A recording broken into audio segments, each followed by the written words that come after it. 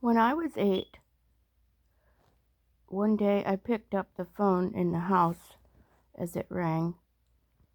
We had a phone in the barn, and my mom and I picked up about the same time. The caller was my grandma Brubaker in Mississippi.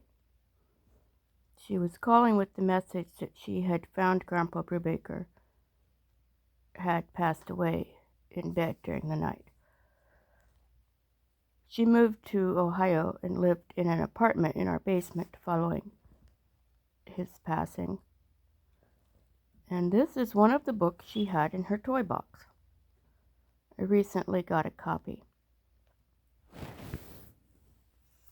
There's not a lot of education in it, but it was fun to get a little history. Published by Whitman Publishing Company in Racine, Wisconsin. This story seems to be set in India, which is kind of interesting. Another version I have here, the ending, I like it a little bit better, but it seems to have an African American boy pictured. Once there was a small boy named Little Black Sambo. His mother was called Black Mumbo, and his father was called Black Jumbo.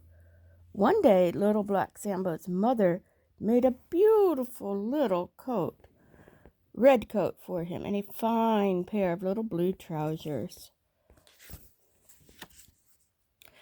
Black Jumbo went to the bazaar and bought Black Sambo a beautiful green umbrella and a pair of purple shoes with crimson soles and crimson lining.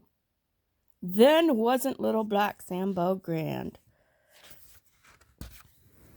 He put on all his fine clothes and went for a walk through the jungle. By and by, Little Black Sambo met a tiger. The tiger said, "Little Black Sambo, I'm going to eat you up."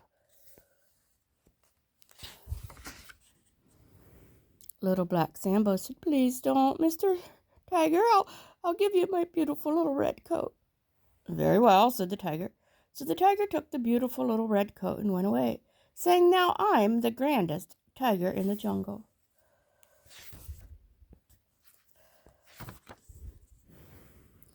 Soon, Little Black Sambo met another tiger. It said, "Little Black Sambo, I'm going to eat you up." "Please don't, Mr. Tiger," said Little Black Sambo. "I'll give you my little blue trousers." "Very well," said the tiger. And he took the trousers and went away, saying, "Now I'm the grandest tiger in the jungle." By and by, Little Black Sambo met still another tiger. This one said, "Little Black Sambo, I'm going to eat you up." "Oh, please don't," said Little Black Sambo. "I'll give you my new purple shoes." "You haven't enough shoes for me," said the tiger. "I have 4 feet." "You might wear them on your ears," said Little Black Sambo. "So I could," said the tiger. He put the shoes on his ears and went away, saying, "Now I'm the grandest tiger in the jungle." Then Little Black Sambo met another tiger who said, "Little Black Sambo, I'm going to eat you up." "Oh, please don't," said Little Black Sambo. "I'll give you my new green umbrella." "Well, how could I carry it?" asked the tiger. "I need all my paws for walking." "I'll tie a knot in your tail. You can carry it that way," said Little Black Sambo. "And so I can," said the tiger. He took the umbrella and went away, saying, "Now I'm the grandest tiger in the jungle." Poor Little Black Sambo began to cry. The tigers had taken all of his fine things. After a bit, he heard a horrible noise that sounded like growl, growl, roar, growl. Oh, my," said Little Black Sambo. "All the tigers are coming back. They will eat me up. What shall I do?" He peeked around a palm tree, and there were the tigers fighting and arguing about who of them is the grandest. At last, they got so angry, they took off all the fine clothes he had given them and began to tear one another with their claws. They came rolling and tumbling toward the very tree where little black Sambo was hiding. The tigers took a hold of each other's tails, and they wrangled and scrambled until they were running in a ring around the tree. "Well, why have you taken off your nice, fine, new clothes?" called little black Sambo. And I'm going to switch to the other book just because I like the wording a little bit better. The artwork's really gorgeous in this one,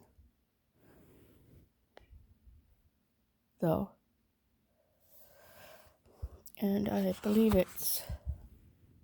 I'm not sure which one's more similar to the one my grandmother had.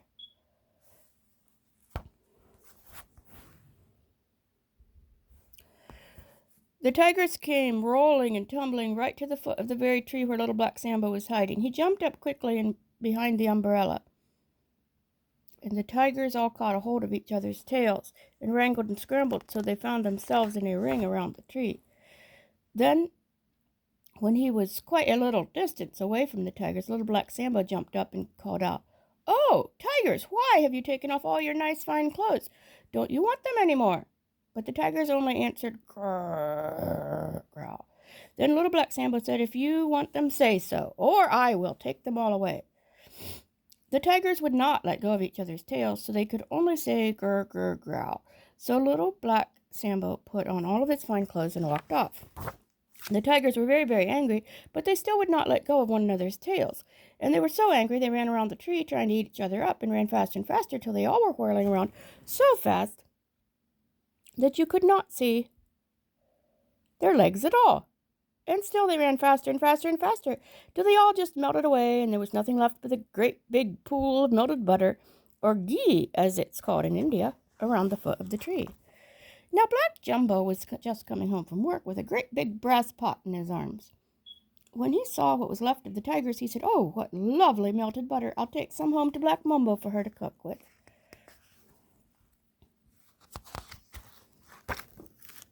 So he put it all in the big brass pot and took it home to Black Mumbo to cook with. When Black Mumbo saw the melted butter, wasn't she pleased? Now, she said, "We'll all have pancakes for supper." So she got the flour and milk and eggs and sugar and butter and made a huge, huge big plate of the most lovely pancakes. She fried them in the melted butter which the tigers had made, and they were just as yellow and brown as though they were little tigers. And then they all sat down to supper. Black Mumbo ate 27 pancakes. Black Jumbo ate 55.